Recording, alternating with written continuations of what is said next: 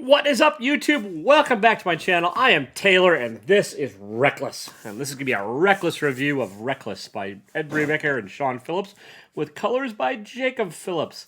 I don't know who's doing the lettering. I got a feeling it's probably Sean Phillips because there's no letterer mentioned, so we're going with it. Yeah, no giveaway on this one this week because I kind of want to hold on to it. It's a hardcover, it's pretty, and I'm going to read it several times. So if that tells you anything, you can just skip the rest of this review because I liked it. Yeah. Anyway, crime noir, California, all that kind of fun stuff.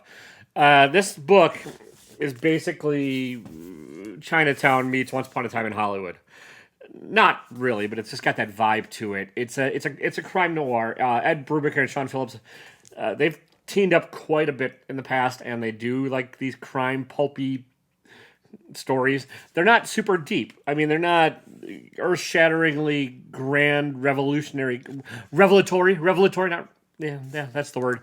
Comics, but this one especially, it's a lot of fun and it's an enjoyable, kind of breezy read, which like the pulp paperback crime novels are and were, and like the crime noir movies are and were.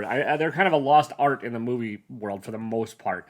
But, like this kind of touches on every sort of trope in the movies and stuff that you'd like. There's the damaged protagonist with a past who lives in a shady locale, in this case above an empty movie theater.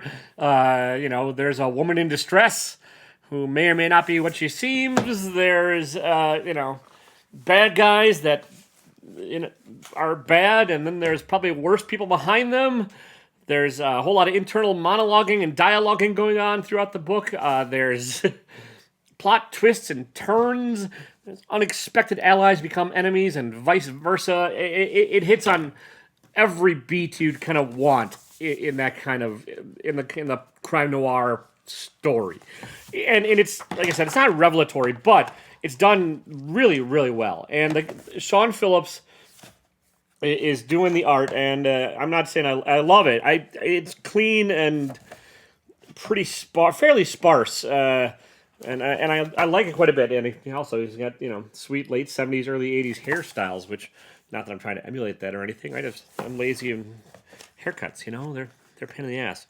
So, the character design of Ethan Reckless, who's the main character, because of course he is in the story Reckless, and I don't think you're allowed to have like pulp novels without having the character's name somewhere in the title.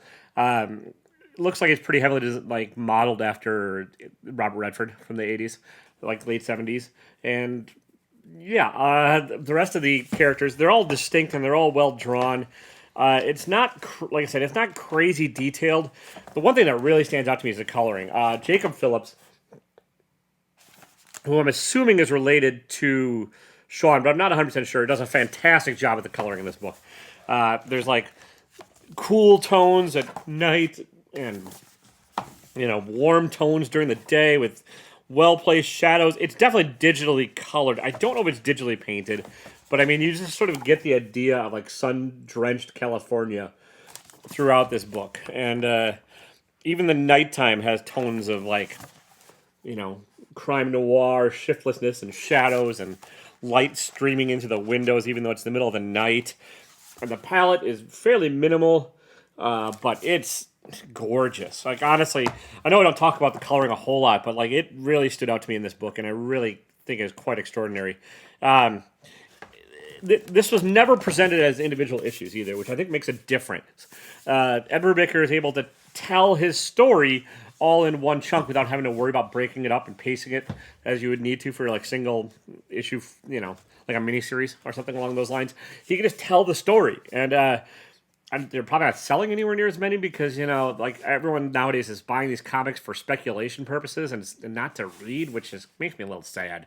But this is a comic you buy to read, and this format is perfect for that because you get the hardcover. It's a little beat up. I bought it up very cheaply on Amazon, and you can probably find yours on Amazon very cheaply.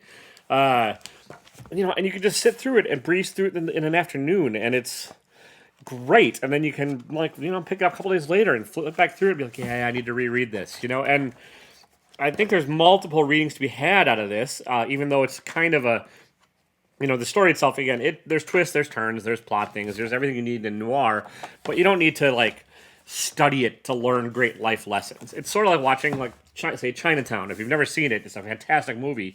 It's not going to change your life, but it's just a great, sit down and watch it. This is just a great sit down and read it and have fun with it. And it's the first in a series. I think, that's what the Brubaker and Phillips do. They team up and they like write. There's Fatale, there's Criminal, and now there's Reckless. And there's already another book in this out, and I'm looking forward to picking it up and adding it to the shelf. Like, I can just picture my bookshelf having, like a whole row of like Reckless graphic novels, like you would like the cheap little paperbacks. I mean, these are more expensive, but everything's more expensive nowadays. It's printed in a really nice paper quality.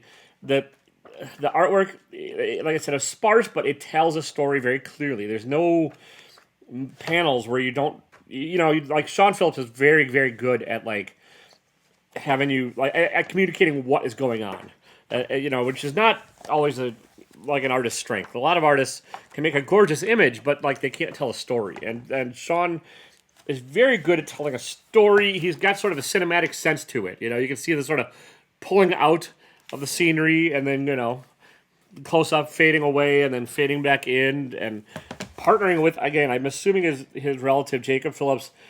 They're a great combo as far as visuals. And Ed's story, it has the internal monologue you want, so you like get the first person point of view from Ethan Reckless and who's acts kind of recklessly.